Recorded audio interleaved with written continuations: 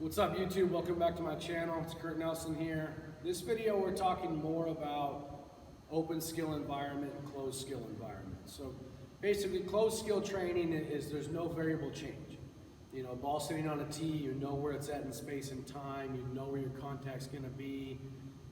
You know, even some soft flips down the middle every time, or dart toss, easy BP down the middle every time. You know, it's all the same speed, same angle, you know, relatively same height. You know, there's no variable change there.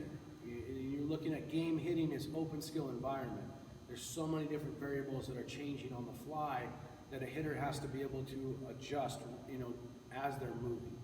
And if we're constantly training hitters in these environments of, you know, mirror work and tee work and flips and easy BP, even machines down the middle fastball every time, or even breaking ball machine that you just know the outcome every single time, if you're not training that the right way, you're immediately taking adjustability out of hitters. So all of a sudden in the game, they might actually be worse because of it, and oftentimes they are.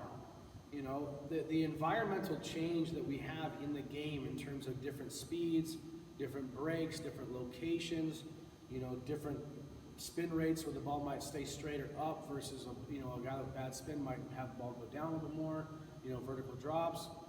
There's way too many variables when we're training, you know, swings to be in a closed environment too much. So we talk a lot about testing the swings.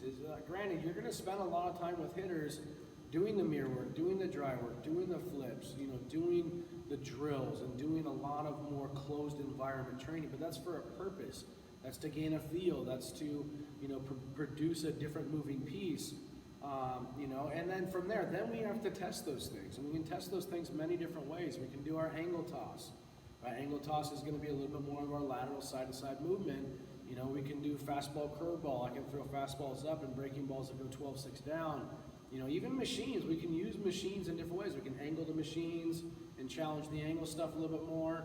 You know, even when we're going breaking ball off machines, we can force hitters to make a move for the fastball so the game reaction is a little bit more realistic, you know, to a breaking ball in a game. Because in a game, I'm going to be moving for a fastball, and then I'm going to get a breaking ball. And that's where that adjustability becomes so important.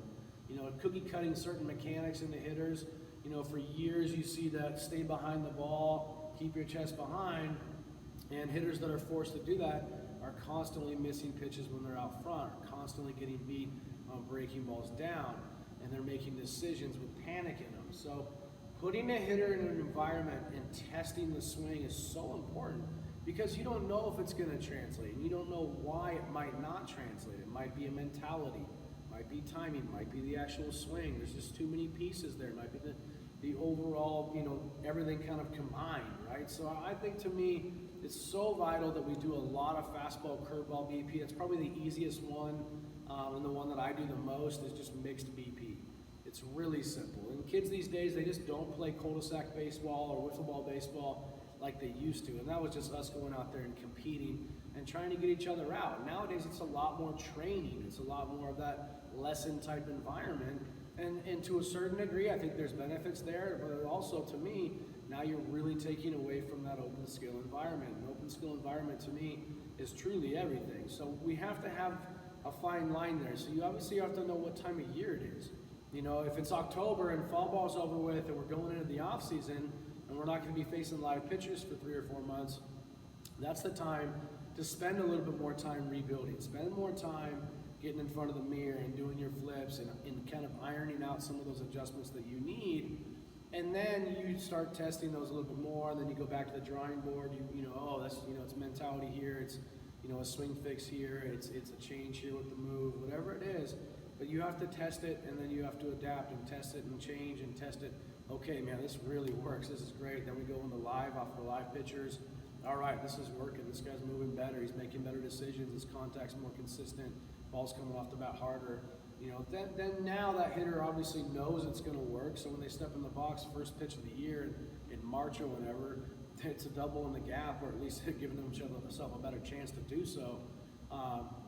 So closed skill versus open skill environment. Do the fastball, curveball stuff. Most BP throwers that can throw a decent fastball for BP can also flip in a little breaking ball, You know, and even if it's not a breaking ball, teach yourself how to throw one. It doesn't have to be sharp, doesn't have to be great, just something that's going to be a change for that hitter to understand if they're truly working in a kind of a more of a game environment that's going to translate when they do get into the game. And then obviously you can test that in so many different ways, but make sure there's a balance between closed skill environment, open skill environment training. I think it's vital that we understand that and we work that. All right, until next time.